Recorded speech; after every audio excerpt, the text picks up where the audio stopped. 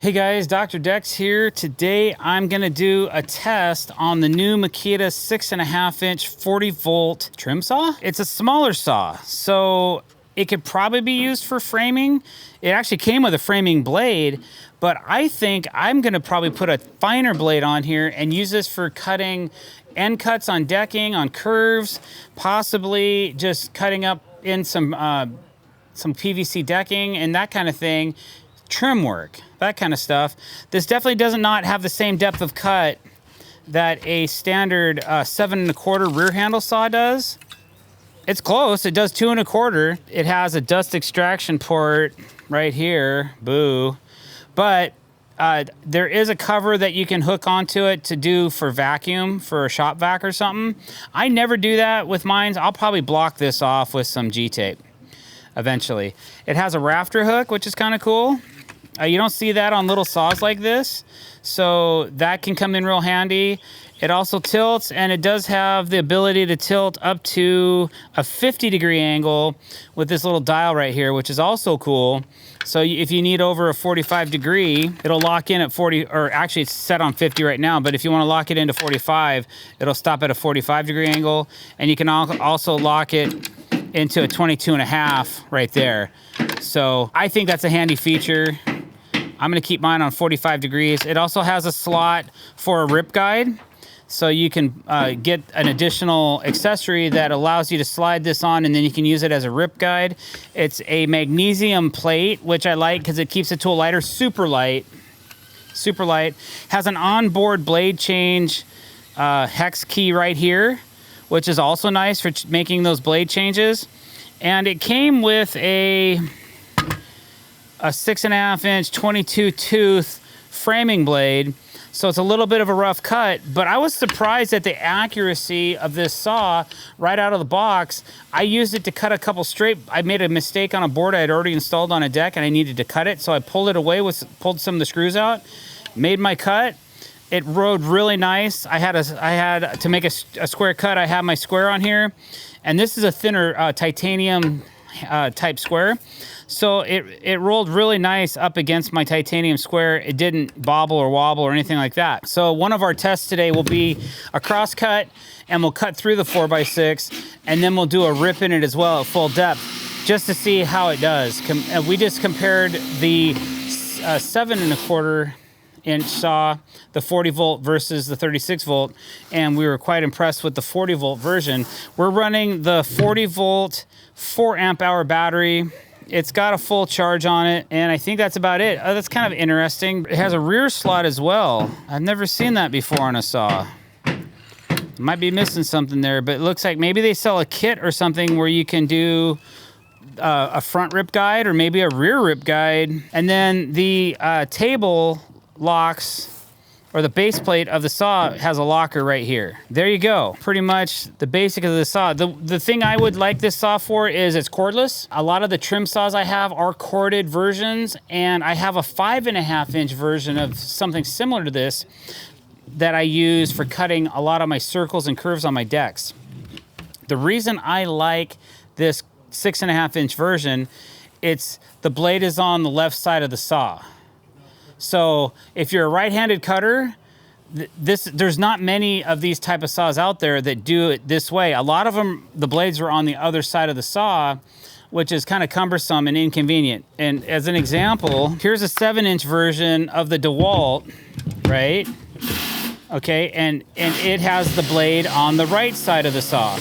So if you're a right-handed saw guy, and I believe they made it this way because it has a handle for your left hand right here when you're cutting. For me, that's not a convenient way to cut. It's not my favorite way to cut. So I probably won't use this saw as much as I use this one for that reason. With that being said, let's go ahead and make a couple cuts with this saw. And just like before, I'm just gonna go ahead, I'm gonna cut this board in half. If with 2 1/4 inches of depth, we're definitely gonna be able to get through this 4x6 in 2 cuts. I'm gonna go ahead and draw a line all the way around this guy so that I can see it, and then we're just gonna freehand this cut. And on this saw, there's a notch, and the groove of this notch is right here. This line right here is the one you wanna follow if you're gonna follow the line when you make your cut. which also is an indicator of this point. So this point comes out straight at a 90-degree angle and it angles back. There's one for a 45 as well. I don't usually use those too much, but I use this marker all the time. And that's the one I'm gonna line my saw up to. Now on longer cuts, I use it more often. I don't usually use it too much on shortcuts, but let's see what happens. There is a safety on this saw right here where my finger is. So you have to push this in to get the blade to spin. Okay. You can push it. Oh, this one you gotta push. Oh, you can push it either way.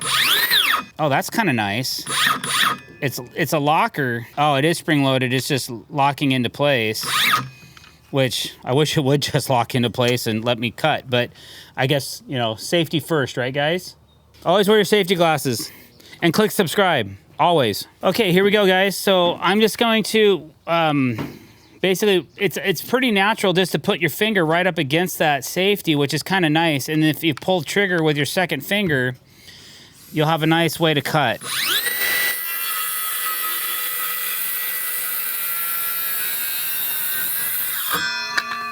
Man, that cut through pretty nice. And the finish ain't bad for framing. Here we go. And there's your cut. Not bad for a little saw. It's got lots of power. It revved up real nice. It didn't bog down, but let's see what it does in a rip test. But that did pretty good for cross-cutting. So I'm gonna go ahead and just take this saw. I'm gonna rip this entire 4x6. I'm gonna follow the 4th line in on these incisions on this treated lumber. We'll see how this thing does.